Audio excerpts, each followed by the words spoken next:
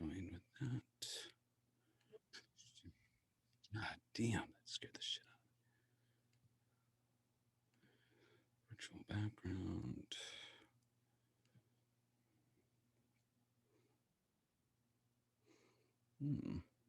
Okay. I have a green screen.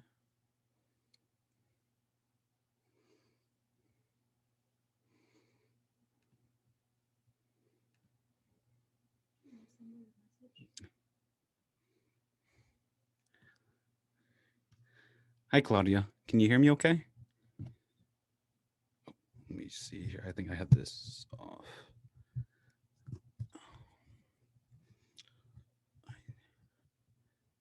Testing. Can you hear me? Oh, Claudia, your mic isn't turned on. It should be at the bottom left of your Oh, screen. yeah. Okay. Got There it. we go. Beautiful. How do I? Yeah. Can you? Do I sound okay? I sound loud enough? Yeah, you sound so much better. Before I was really ecstatic. Yes, I was dealing with that earlier, and I thought I had that fixed before we got on, which is why I was late. And Oh, it's a new microphone, and it's just nothing but problems. oh, So I do apologize. I'm just it's okay. moving everything over here. All right. Go. Excellent.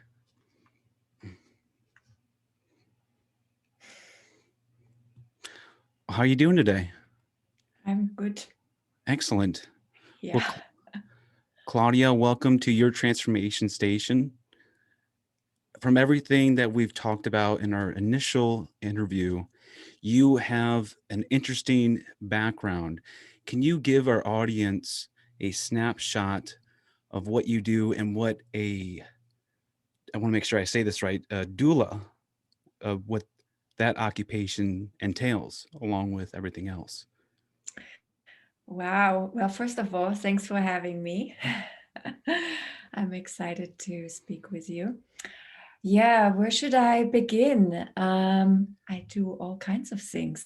So I start with my past life. I am a photographer. I work in fashion and advertising. And I started about 2 years ago a coaching business. It's called Permission to Bloom. And part of that is also, I'm a certified end of life doula. And I guess that's what you were referring to. Yes, ma'am. Should I explain what that actually is? Yes, please dive into the specifics. I researched it myself, but I feel like you could articulate a much better answer than I can throw out there. Well, so yeah, it's a fairly new occupation, profession, I should say. So doulas, we know doulas from birthing babies. Yes, ma'am. And now there is also a doula who helps at the end of life to people to transition from form to formless. And I had a pretty big life crisis about 4 years ago. And I felt that I was dying, not literally as in my body, but emotionally and psychologically. And I was I got very interested in the topic of death and how synchronicities happen in our lives. Next thing I knew, I was in Boulder, Colorado, and on this course and became a certified end of life doula. Now, before we go into um, being a certified doula and what that all entails in your experience, but you originally came from, so you don't live in the United States, you live in Germany? Right now, as we're recording, I'm in Germany, but I actually live in Venice Beach in California. Okay, Yeah, excellent. I've lived there for a long time. So I think I'm half Californian by now. Excellent. So was that your first time leaving Germany to live? What was the process like? If you could just go into that a little bit, kind of paint the picture of your travels. Of my life. Just a quick little snapshot. Yeah, a quick snapshot. I guess I'm born with the urge of traveling because I did my first trip when I was 4 years old. But then, so I lived in many continents. I lived actually in 4 continents around the world. Photography took me there, Wow. my life. Yes. And then I ended up in San Francisco, California. Interesting. I'm a huge traveler. I've traveled across the US, and I just like to understand people's stories on what makes them want to go outside the realm and experience a new environment. And I was just curious what your take was. Foreign culture. I'm a people person. I love people, and I feel it's a gift to meet somebody who is not like me. Hmm. And also the places I chose to live, I felt like it's also my choice, and I expand by living somewhere where it feels foreign to me. And then so it's a gift that I get to live there. And if I don't like it, I don't need to complain and I don't need to live there. Now, you mentioned you were a photographer. You have a quite variety of talents you have there. When did you get started with that, and what drives you behind the lens? Wow. Um, Again, I guess it's my curiosity, maybe, Hmm. which always sort of spanned from the traveling into taking pictures and capturing where I went traveling. So I Hmm. actually started out with journalistic work. I lived in Africa, and I visited remote tribes, and I took portraits of them, and then it turned into this exhibition in Munich where the ambassador of Nigeria came because his faces were blown up ginormous. um, so I guess all of that, and it's the connection. I really think it's the connection to people, and even we don't speak the Yes. language, you smile at them and you suddenly feel like, we have something in common. Yes, no, I am a people person. Well, I'm an introvert, but I love a great conversation, which makes me feel like I'm a people person. And that is what pulls me out of my realm. And I just was curious as far as what drove you in your travels. And I thought that would be photography, um, I think in the beginning was probably adventure. adventure. Yes. Adventure. And then, it went turned into my work, into the photography, and that enabled me to live in exotic places and earn money. And, Hmm. then it's, I think, in some form and way becomes the norm. Maybe it's even a little bit of an addiction. It's like the thrill. Hmm. Um, and that's kind of how I ended up actually in the US. I lived in Singapore, and then one day I woke up and I was like, oh my God, America. It's the ultimate challenge. I Yes. need to live in America. So, it became a thing that I got a visa. So I got a visa for special talent. And I was like, wow, this is it. I made it. I can live in America now. So I guess yeah, that's the spice. That's really cool. I love to hear people's stories. For with your work, there anywhere it's published, and what exactly is your main focus? In regards to photography, Yes, ma'am. yeah. Well, my website, claudiagoetzelmann.com. I guess we can put that in the show notes and my Instagram page. But I have done a lot of different work for big names like Mhm. Target, Cisco, banks, beauty brands. I mean, it's interesting because it's all very short lived. Advertising is a very short, you see it for a season, for a few weeks, and then it disappears. And I guess the name of the photographer is never listed usually. Mhm. But that's not why it's not why I did it to have my name listed. Why did you do it? It's because it's this enormous collaboration. and expression, creative expression. And I am a collaborator, and I feel so a client, it comes back to trust. So a client comes to me and they have this budget and they entrust me their project, and I pull the crew together, and there's basically no room to fail, because there's only this one time where you rent a studio or go on this location, and with a lot of people and effort and makeup and clothing and props and whatnot evolved, and then they trust me, and then we create this idea, let's say an advertising agency had put together, and I get to execute it. And it's almost like giving birth. I always say it's like I'm Interesting. giving birth to an image. And I couldn't do it by myself, right? It's like this enormous collaborative effort. Everybody has their role. And then we come together and we do it together. And it's just a beautiful process. I'm not very familiar with applications on photography than basically walking up and snapping a picture. Now, I know there's a lot more that entails with your work as far as finding the right angle, the contrast, the lighting, everything plays enormous role in that beautiful image. If you could just give our listeners, also me included, on how you approach a project and what does the outcome look like?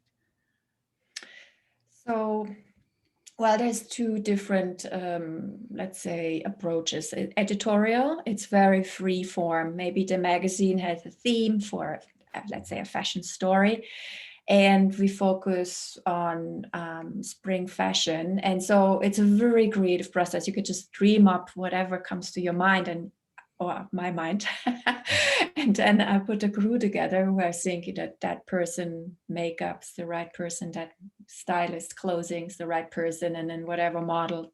And then I make a plan, and then we go and shoot it, and then it's edited and presented to the magazine, and then they like it and then turn it into a story you see in the magazines. And in a nutshell, but I know there's definitely a lot more like things that, for me being an introvert, I have my own system on when I approach something. It's like it's automatic with the information that comes to me, that I've been down this path of doing this type of work, that I see things a lot more than an average person. So I was kind of looking for those details. You can throw something out there like that. Well, I would say I'm also, like you, very organized, and as I said, there's no room to mess up or fail. So, Mhm. but my gear and my technical aspects are, it doesn't matter if I'm shooting, let's say, with a Nikon or a Canon, because it's just like you're a repairman. You have your tools, have your tool belt. So that is all sorted, and maybe that's what you're referring to. Yes, You ma'am. know your gear, you know what you're doing. But then when you come together, and it's even right now we're having this conversation, Mm. that's when you let go, because you're completely prepared, and then that's when actually the magic happens, because Yes, we ma'am. know we've done the best we could. Now we can just trust the unfolding. I like that. I really do. Now let's transition from our what we've been talking about to the little cliffhanger that I've been leaving our audience as far as an end of life doula and what that entails, and with your life coaching. But if we were to look at the difference and the similarity of a midlife coach and an end of life doula, what is the difference in those two positions and what are the similarities? So, well, maybe I should back up a bit. So I did this, Mhm. as I said, I did this training to become an end of life doula.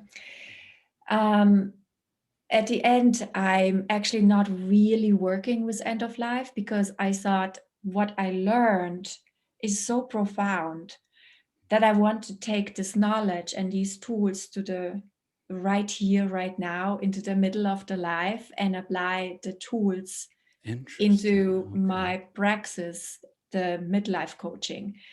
And because at the end, there is actually no difference, because when we go at the end of life and then suddenly we're confronted literally, with the end, and then we think about, wow, what do I want? How should my last 3 months of my life be? What is my legacy? What do I leave behind? How do I want to transition? There's so many aspects, right? It suddenly becomes down to all these things. How am I want to be buried even, do I want to have a party? I don't know. There's all these things suddenly come up. But then it's almost too late, because then it's, there's a lot of people, sadly, never engage on this topic. And then they say, oh, I wish I've done that trip, but now I'm too sick. I can't go and travel to this Mhm. beach I dreamt my entire life of going to. Or, oh, I wished I would have mended my relationship with my daughter. And it's so sad that now I don't know if I have the energy to do this. So that to me was so heart wrenching when I heard those things, that I said, I need to bring it back here. I need to bring it right here, right now, into the middle. And if we start thinking about those things, then we don't, Mm. are not on the end. Then we get to actually restructure our life and live a much more fulfilled and authentic life and at the end, then we don't have to have these regrets. I really like that. With this new lens that you brought to your audience that you're working with, what is the normal or typical kind of things you address, problems that you address, and did this new approach that you brought in bring in the results that you anticipated, or? Well, I think it's a longer process. Any change, right? That change doesn't happen overnight. And Mhm. I think it starts with the willingness. Mhm.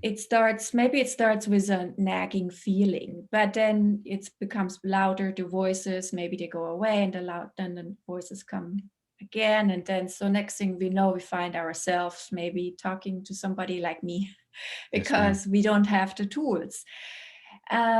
So then the real work starts, and it's something we have to work on for, who knows, actually, I can probably our entire life, right? Because we tackle one problem and then the next one maybe comes. As deeper we go, the more we learn about ourselves.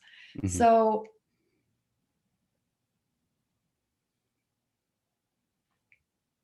So if we transition, your about me states that you lost everything when finding your way to transformation. Now, with yourself, what does that significance look like about your loss? you mean when I said that I went through the crisis, That's what I correct. lost? And Yes, ma'am. um, I lost my entire belief system, Mhm. and my community. So I mean, I went through a crazy divorce, and I think a lot of people can relate to that. It's basically, it is a death. If you make a plan for your life and then it falls apart, and you lose your community, you lose your structure, you lose your outlook, you lose your planning, you lose your dreams. All of those things sort of went away. Mhm. And that's why I got very interested in the topic of death, because I felt like it was death, and I had to let it go, and I had to grieve it. I grieved it for months on end.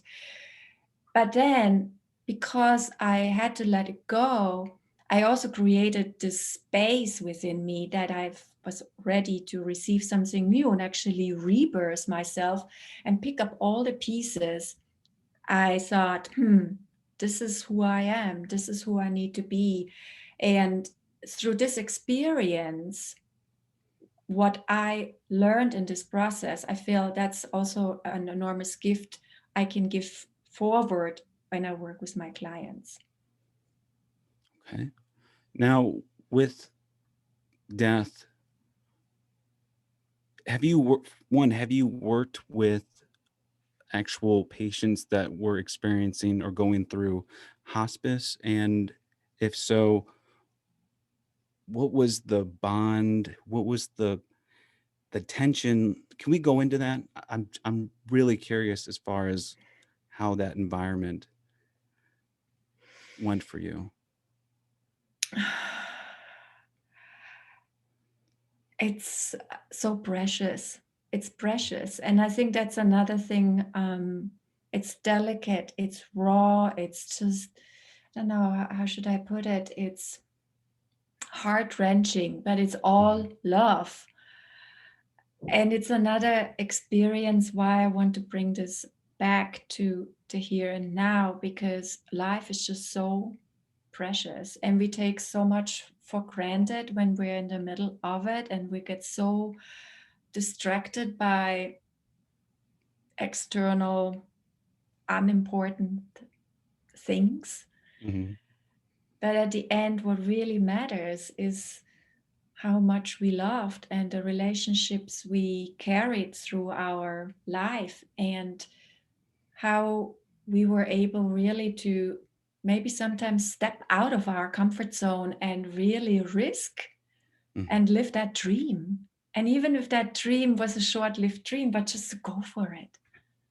Now, with those that are going through and experiencing their passing or in the shoot. I apologize for that. It has been a rough day. It has been a rough. I do apologize. It's okay. You're good at editing? Yes, I'm very good Okay. at editing. I Okay. mastered that. Okay. Because my earlier blurb was also a little bit like what? Yes, I do apologize. My mind is all over right now. My other computer is doing something weird where it's like flashing and it's pulling my attention and I'm trying not to look Oh at it. my. And my other thing is doing something weird over there. And it's been nonstop. So I do apologize. This is just completely out of whack and how it was not supposed to go down. It's okay. We make a good podcast, right? Yes, ma'am. I hope.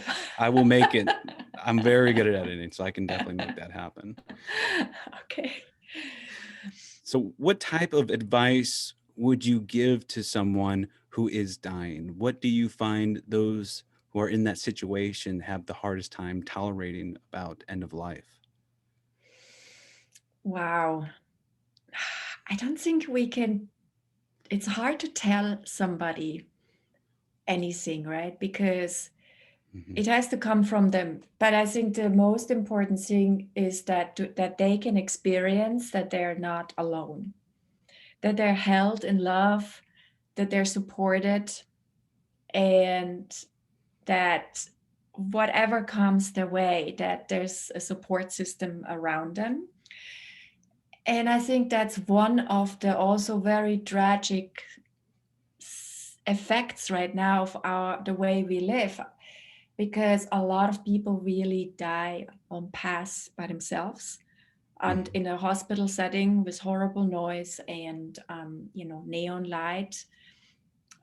Maybe now this year more than ever, because we're not allowed, relatives are not allowed, family members to go and visit or be there.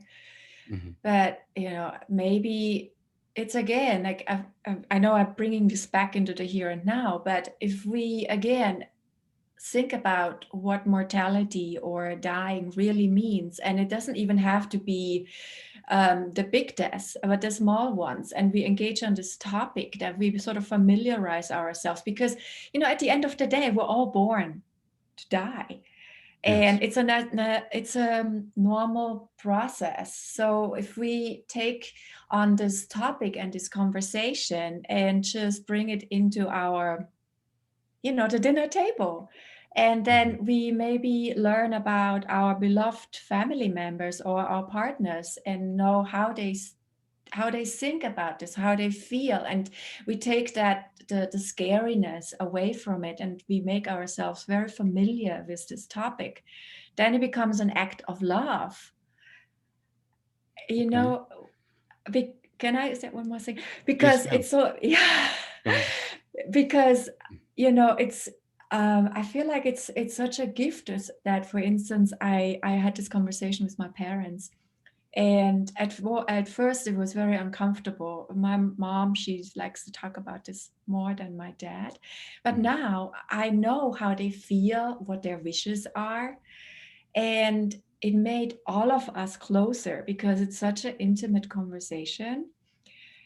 So, Okay. and it's also brought us closer, and they feel safer because they know that I understand how they want to transition and take stress away. And so that's all that work, which usually happens often suddenly. Often deaths are very sudden, and then nobody knows anything. And so again, I want to bring it back to the now. Now, when you say bring it back to the now, are you referring to this as accepting death and being able to talk about it as it's a normal process? So then we can start living in the now when we're not afraid of the passing. Yeah, exactly. So much of that, because not even the death. I mean, our whole life is actually not in the now. And I think that's also Uh-huh. that's part of the work really we need to do. And that's part of my work I'm doing with my clients, because we live so much in the future or in the past, but we don't live in the now. But this future we envision may never actually happen.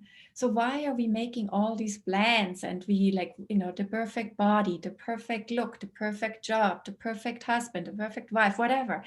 But because we're so in the future, we don't even often see what is in front of us. And I think that's such a key takeaway of also this crisis, because it really, really has pushed us into the now, because we can't really plan that much. Our life has shrunk down so enormously, like, it's just all Yes. the things we used to do, right? Hmm. And so we are forced to be much more present. And when we're present, I think we can just live a much better, fulfilled, and authentic life. Mindfulness is very important, along with just mastering your breaths. Oh, it can really make an impact in your day-to-day life. But let's go back. You mentioned you do work with clients. Now, is this something you prescribe to them? What is something unique that you tailor to their treatment, I would say? Well, every client has a very unique treatment, Hmm. because everybody comes with a different need. So, as a coach, I am working with that person to take some of the roadblocks away. But first, we have to identify the roadblocks. And also, we are working on the dreams or the goals. And let's say you come to me and you say, we identify who you envision yourself to be in 3 years or in 5 years or in 10 years. And then we work backwards. And then we find out what stops you actually of fulfilling or stepping into this dream, into this who you need to be. And that again is the tool from the end of life coming also in here, because it's Okay. again like we are thinking of how, if we would really have the end of life, let's say, and you come to me and we're working together and we're talking about who you envision to be, but maybe you haven't really thought about it. But if we truly come to, okay, Greg, you got 3 months to live, and then you embody that idea, and I think then suddenly it comes out. We work through this and bring out what your deepest dreams and aspirations are. And then we sort of take it all apart and find out how you can live this life. So you, at the end, when you're really at the end, that you feel like you can say, that was an amazing life. Now, was there a commodity? Was there a common theme that you came across with each client that's far as what's holding them back? Fear. Yeah. Fear and not being good enough, not enough self-trust. We're so hard on ourselves. Oh, yes. It's always something else, more so probably than ever with the way social media, the influence of social media. But we are enough and we're amazing. Like, we're all heroes. We are really, truly heroes. And if we can come to that and embody that, then it will show, and then we can really step into that authenticity. I like that. Now, is it a continuous practice once you identify the the common theme as far as what they're afraid of, and how do you ensure their success in this process? Well, I am only a coach. Of course. I cannot make anybody do anything, right? It has to come from the inside. I Hmm. can be here to support and encourage and provide tools, um, tips, practices.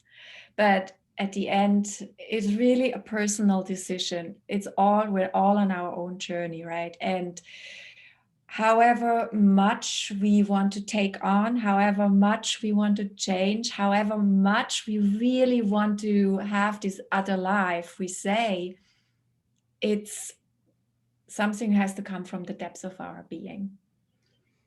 Now, did you come across a common theme with, okay, ultimately we're all afraid of death one way or another, but that can lead into my fear of spiders, arachnophobia. I don't have a fear of spiders, but I'm using this as an example, unless it's probably a big ass tarantula.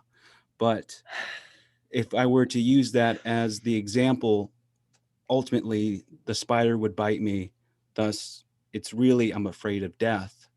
Now, is there a common theme that you see with you working with your clients that lead to your mixture of the end of life doula and also midlife coach, if that makes any sense?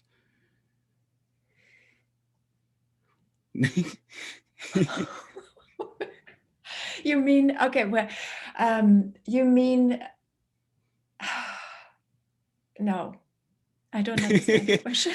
No, you're good. I'm trying to see if there's actually any connection. I love to dissect things and just go deep into the complexity and see how we can apply different things to different realms to understand something from another dimension or angle. Maybe so, self-acceptance. Is it acceptance or acceptance of whatever is? Is Hmm. that maybe the thing? Is you saying, so if I have a fear of death, why am I have fear of being bitten by a spider?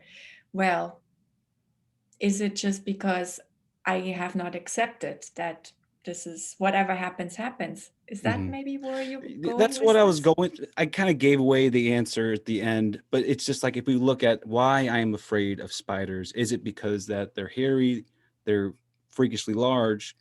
But if we dissect it and go through it and trial it, well, the end, it just leads to I am just afraid of death.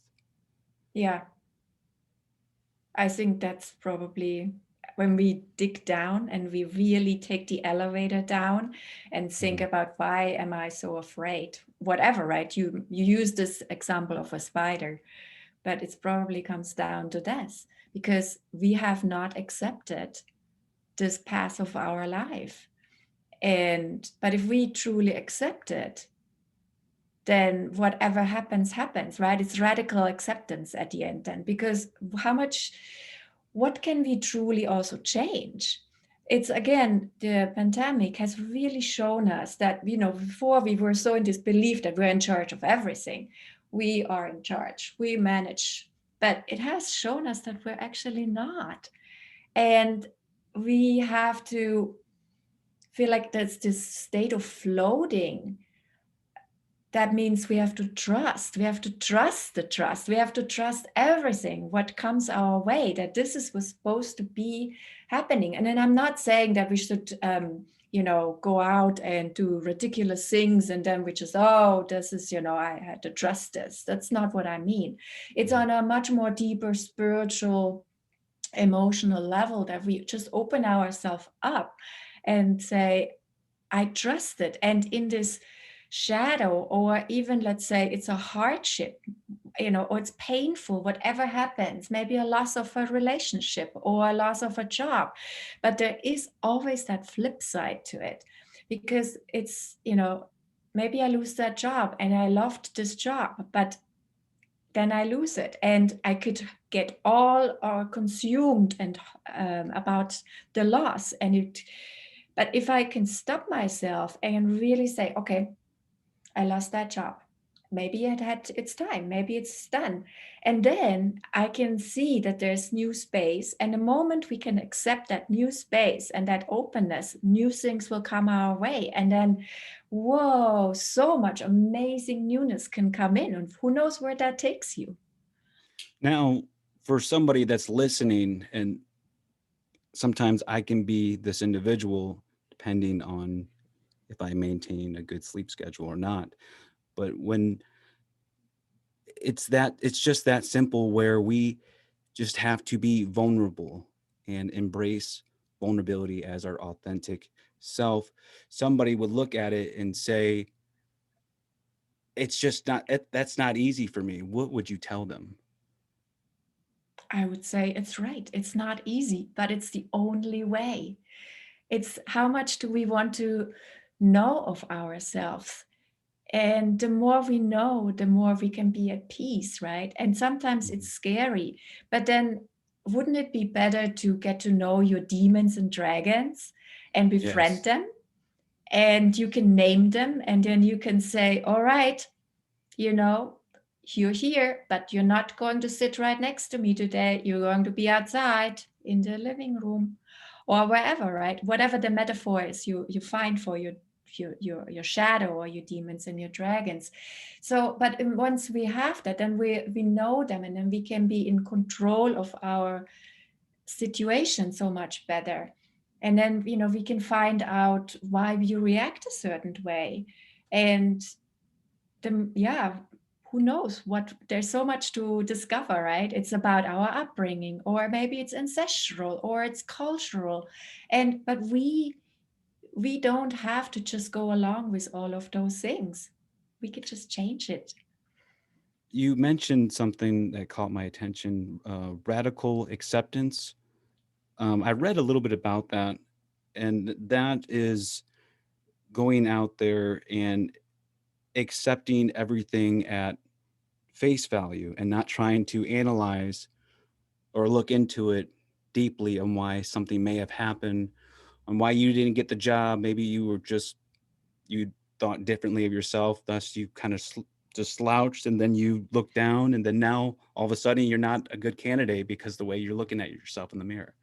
So if you could just explain that, and is that something you do with your patients, clientele? It's something I would like to share forward. And I think it takes practice. Radical acceptance, it doesn't mean that I never question it, or I never look at it. I mean, you said you can look at it, but maybe we cannot get stuck with it. We don't get hung up on it.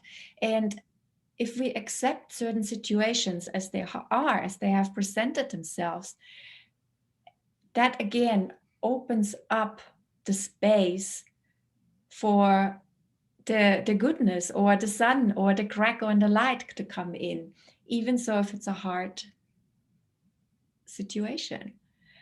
It's just, I think it's this reframing. If we learn to reframe and get out of our very narrow way of thinking or looking at certain things, but sometimes we just move 2 degrees to the left or to the right, and suddenly everything looks different. And I think that also has to do with acceptance, with this radical acceptance. And radical acceptance also offers us almost compassion and empathy towards the other, because when I have to accept it, and I'm like, wow, I get that. That takes me to the other side. That means that I get to maybe understand more why something happened or why a person reacted that way. And that, again, creates different relationships and maybe deeper intimacy. With this radical acceptance and trying to look at how a thought can impact our delayed outcomes, it's difficult to try to talk yourself down when you're experiencing a negative thought. With my practices, I've utilized things that have helped me, may not help others, but what I have come to understand is that you can't control the negative thought. It's going to be there. But what you can do is fill your mind with other thoughts that can overpower that negative one. So if you have this big negative one that you're constantly thinking about, it's in your face, you can just continue to put other thoughts that will minimize it as you fill in the rest of the room. Yeah, isn't it also like it's a funny example, but you go skiing and there's one tree in front of you and you're like, no, I'm not gonna run into the tree. And sure enough, you're going to run exactly Oh, into that yes. tree. Isn't that the irony? And that's exactly that, isn't it? So if we wake up in the morning and we honor ourselves and we're like, wow, I am enough. I am grateful. I am happy, whatever that mantra may be, for yourself. That's a self manifestation. And then I think it's going to impact your daily life. But if you wake up and say, oh, it's going to be a shitty day, and you might, it might actually be. So just by controlling your own outlook, I have a dog is here as well. She's right there. But it's controlling it. Your attitude plays an enormous thing, and that's a dead east east.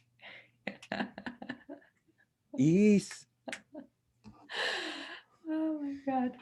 There's it's she's much better, by the way. It's since she's already being talked about with our last interview. I do apologize. Her nail did break off when we were supposed to record, and I had to take her into the emergency room. So she's been. Right. That's when we're supposed to as well. And then you say, Yes, ma'am. So I do apologize. That it just oh, rang a bell in my head, and I figured I would share that with you right now before I forget. It's just everything's happening at once. Like this never happens. I'm not that popular. But as far as what you wanted to cover, we still have a lot more to a couple more things to hit on. But is there something else that you wanted to ensure that we get into this interview? Actually, so what you just said before the puppy was interrupting, I don't know that you had a question, or I think I wanted to say something. It's basically, the stories we believe, right? It's a Mhm. construct. It's like false stories, failed stories. Mhm. They're not true. They're just constructs of our mind. And I think that's where a lot of the work lies, that we need to really, we shouldn't believe all these stories. We really need to come back, pause, breathe, and really understand who we are and delete those stories. In your practices, have you found a way that works for you? And if you wouldn't mind sharing that, that allows you to connect clarity to your present reality and is able to combat this negative internal dialogue? For my clients, For your clients or yourself, something that works that you could share with us. well, I think when we start this process of inquiry to learn more about ourselves, we should start small. And so, meditation, journaling, breathing, these are all very simple things we can do, and we can do them for a minute. And so we start slowly, we don't overwhelm ourselves, but we make and start a new habit. Mm-hmm. And I think habit forming is another very interesting topic when it comes to this kind of life changing work. I don't know, are you familiar with James Clear? Yes, Atomic Habits. I've read that Yeah, book Atomic over Habit. Yeah. a dozen times. I love the idea, but there's something that I struggle to understand with, because I lived on both sides of the fence. One being active duty military, where structure was outstanding and I could apply anything to that structure because I already had a solid structure to begin with. So if I wanted to take on a side project, I would have that critiqued to a science. Now, living on that side of the fence, I can see the benefits of the 1% gains. But what about on the other side where the individual doesn't have any structure? So when they don't have structure, this is what I'm experiencing it. I'm been on both sides of the fence where if I have no structure currently, how am I able to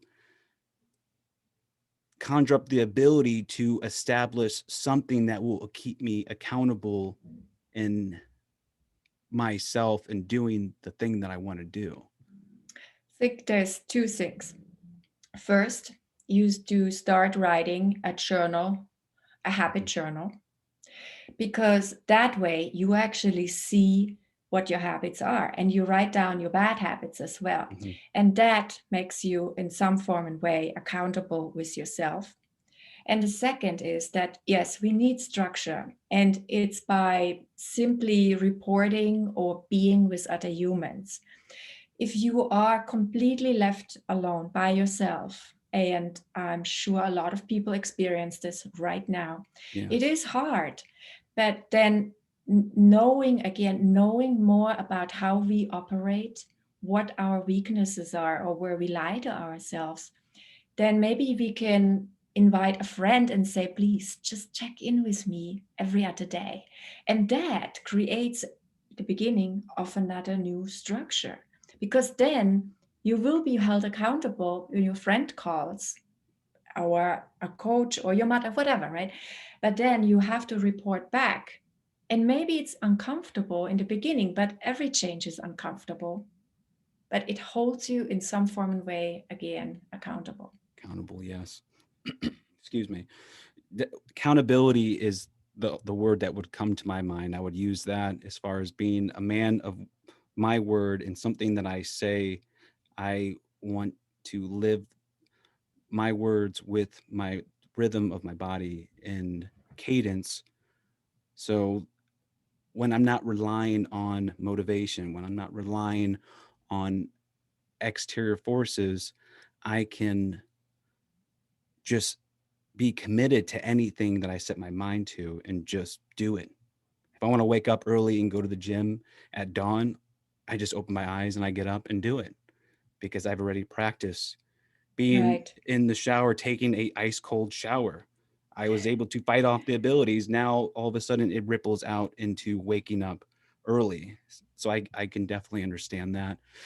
If we can transition to our wrap up, I just have a few questions and a couple comments.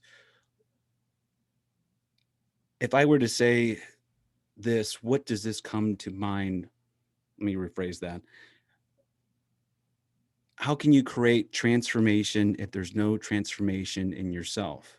Now, when you hear that question, what comes to mind? We have to transform within ourselves first.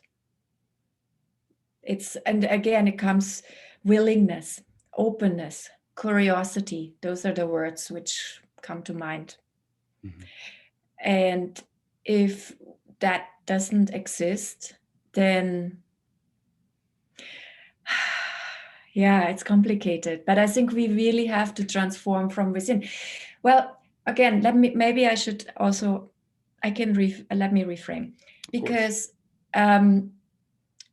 well, if we are in a strong community, and this community can also influence me, maybe it will inspire me to transform.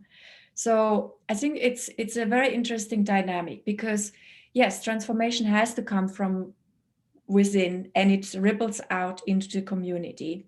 But if I am in a environment where I can feel inspired, it can also spark something within me. So now, are you referring to individuality and situationalism and environmentalism? So individuality, environmentalism, and that situation is what gives that spark from the environment to the individual to act. Mm-hmm. Are you looking in that direction? Mm-hmm. For instance, we could take a situation like I live in an environment where everybody around me, my neighbors, are very conscious. They separate the trash. They don't really drive with cars. They walk. It's just so maybe I just moved to this neighborhood, and it's a very new thing to me. And suddenly I'm like, wow, this is interesting. But then again, yeah, I bring the curiosity to the situation.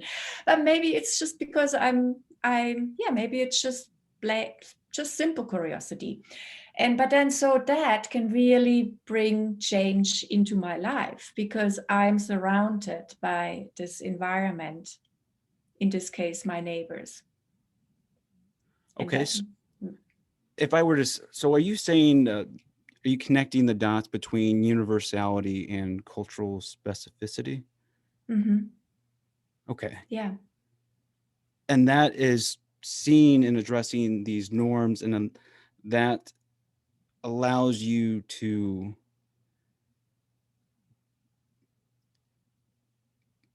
gain a new perspective in selectivity, if I'm not mistaken. But that might be too deep for a lot of other people to grasp. I get what you're saying. That's really interesting. How did that come to you naturally, or is that something that you study in your downtime? I feel like it's part of the traveling.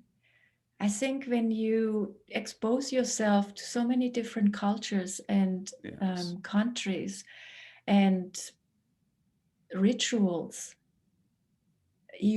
I think then it sort of becomes part of that, what you pick up in the air. Mm-hmm. Can I say that? Yes. Yeah. So, and living, yeah, I lived in some third world countries, right? And the people, did they influence me? Yeah, they totally influenced me. Or I lived in Asia. Did I become suddenly sort of semi-Buddhist or Zen? Yeah, because they got up in the morning, they would do qigong or something in the park, and Mm-hmm. have all these mantras and meditate. And we're like, wow, why are they so calm? What I need to know about this. I need to learn something. So I think we can all influence each other. Yes. And all have a morning routine. It definitely is very beneficial. Now, if I can ask you, what is some good advice that you would prescribe our listeners, and what is some bad advice to avoid? What would you recommend? Um, First one would be practice and patience. Whatever we start, we should start small, but keep at it. And the most important thing is to start. Yeah.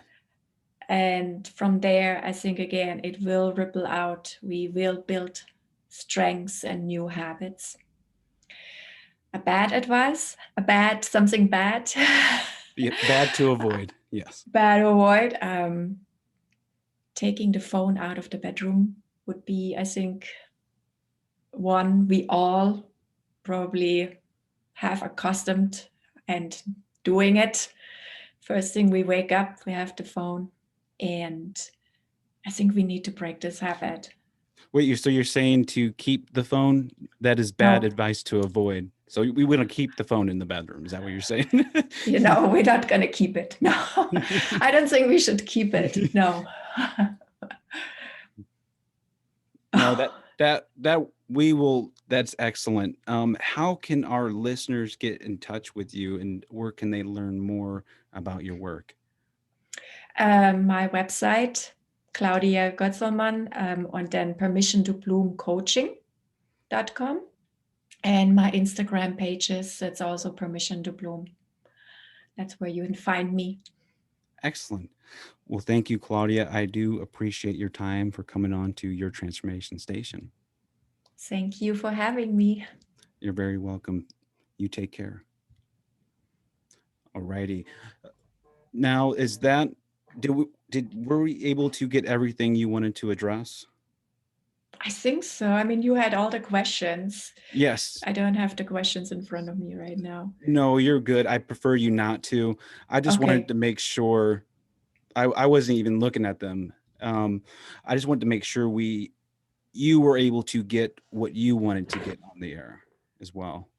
I think so. I mean, I made some notes, but you know how it is. It's just hard to have notes. I'm like, I'm going to talk about that. Yes. And it's the flow of the conversation, how you control it can, lead down the paths of what you really want to go into. And all of it is satisfying to me. And yeah. There's so many different ways. Go ahead. So what about our boo-boos? Oh, yes. Barley or no? You're thinking. No, what our little bloppers? Yeah. Yes. That's funny because I call her that. So that's. Oh. But no, that is very fixable. I will take care of that. Yes, ma'am. I usually just go right through there. I'll chop it right up, organize it, and I will let you know when everything is all said and done. And so the last question you asked me about the bad habits. So, but I mean, so the good habits, but then the bad habit, the bad habit we should keep. Oh no! What is some good advice to follow and some bad advice to avoid? So with you, bad advice to avoid. Yes. So the way that's worded is that you said to take the phone out of the bedroom. So that if they heard that, they would be like, "You want us to keep the phone in the bedroom?" Oh, that got lost in translation then. Yes, it's all good. No, I don't want the phone to be in the bedroom. Nobody wants the phone in the bedroom. Yes. Wow, what would be a bad advice we should keep? I don't know. Do you have any? Some bad advice to avoid. So like there's like a lot of people would say just wing it in an interview. No, you should actually prepare, study, research, get a haircut prior, and do some meditation. Right. That is some bad advice to avoid. Oh, okay. Yes. Yeah, that totally got lost in translation. Sorry. No, you're perfectly fine. I can chop that up and I can make something out of that. Really? Yes. Wow, you're a master. I try. Oh my God. Okay. Well, my cheeks are red. So, I mean, no,